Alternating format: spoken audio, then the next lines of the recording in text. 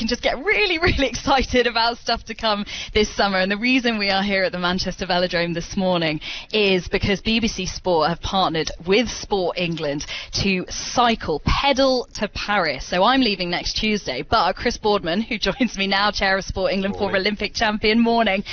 You're setting off today in a couple of hours on two wheels. Yes, mostly we're looking out the window, looking at the rain and seeing if it's going to stop. But it's, I think, decarbonisation and environment is really important, and particularly important for sport. And we thought, how do we get a spotlight on this so the sporting family gets to see the impact? It's a huge impact on all kinds of outdoor activity. 120,000 grassroots football matches lost every year just to flooding, things like that. So we thought, right, Paris is where the Paris Accord was signed almost 10 years ago. It's obviously where the Olympics is. It's supposed to be the most sustainable Olympics ever. What better way to highlight it than get there in the most sustainable way possible, the most sustainable form of mechanised transport, the bicycle, start in the home of cycles. It just all feels eminently topical. And how much preparation have you had to do? Because, of course, a former elite cyclist yourself, but it's over 500 miles you're cycling over the next 8 days. 550 miles, yeah. We'll climb 5,000 feet just today, actually, so... they did invite me to this stage, and I said, I'm not sure. No. I'm not sure about the Peak District. You laughed politely and walked away. I think it's a great journey, and one of the things that we're doing en route is visiting projects there and to show that actually there's already some great stuff happening to protect our environment and to make a difference. And this just gives us a platform to do that. And it's, the term aggregation of marginal gains was thought up here, actually. It was thought up in this. It actually started out as do stuff better, and then it became the aggregation of marginal gains. But it's never applied to anything more than for climate change, where we do lots and lots of small things and put them together, and you've made a meaningful difference. And I think sport in particularly is set to lead, because how do you get this going? Well, it's embedded in communities now. It's emotionally connected to everybody's lives.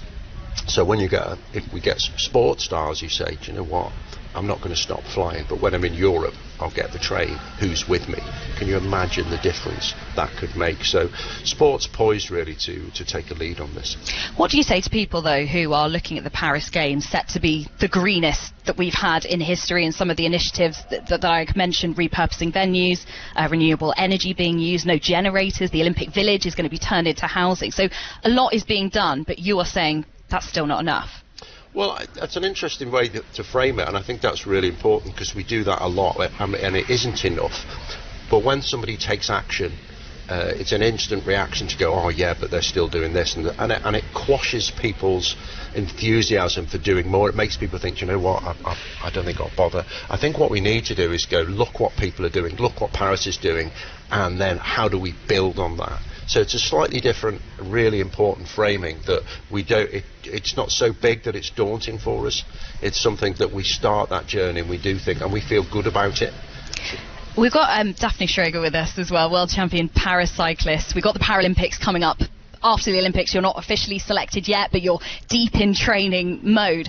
Daphne, from an athlete's perspective then, and particularly in cycling, where Chris has outlined so clearly there, the climate, the environment, the weather can affect you so much as an athlete. Where's your head at on this? I think it's just really good to try and just cycle wherever you can. I've noticed it in big cities, because my family's originally from London. My sister's been commuting to work on a bike, and I just think if more people can take that mode of transport rather than the tube every day, because it's way overpopulated, or in a city like this, like the tram, and they could cycle instead, I think that would make a great change. Obviously I'm biased because I ride a bike for a living, but I definitely think there's change to be had, and definitely with the younger people, like universities and stuff, I don't see why they wouldn't be able to cycle to lectures rather than take public transport, really. Because BBC Sport have partnered with the Wellcome Trust. There's a survey they've put out about attitudes towards climate change in sport, and this is a question to both of you. Chris, let's start with you. Just half of people in this survey have said they want to see athletes speaking up more, doing more. I just wondered your thoughts on that. Yeah, it transcends politics, really, isn't it? This is a species-affecting thing. It's hard to overstate the scale of it. And so athletes are in a position, as I said earlier, emotionally connected to communities to actually be able to take a lead and get people to follow. So I think that's why sport has this exciting opportunity, and we intend to use it. I definitely think with like the raising profile of like Olympic Paralympic sport, I definitely think we can make a big change in trying to drive especially younger people within my generation to make a big change and like subconsciously want to cycle or walk or do something different. And I definitely think as it gets towards the games, with it spoken more within the team, I think we can make a big impact, and why not? Daphne, best of luck for the next few weeks leading up to the big one. Chris, good luck for today. You've just shown us a lime green lycra that they've given you, supposedly a size medium. Yeah. Doesn't look like a size medium. No, it's slightly petite. It's going to be fetching. Rachel, the cyclists are out on the track this morning as well, so I thought that would be particularly pertinent to you because you had a little go last time you were here. Loved it, absolutely loved it, and loved the idea of Chris Bobbin in lime green as well. It's very much his colour. Thank you, Casey.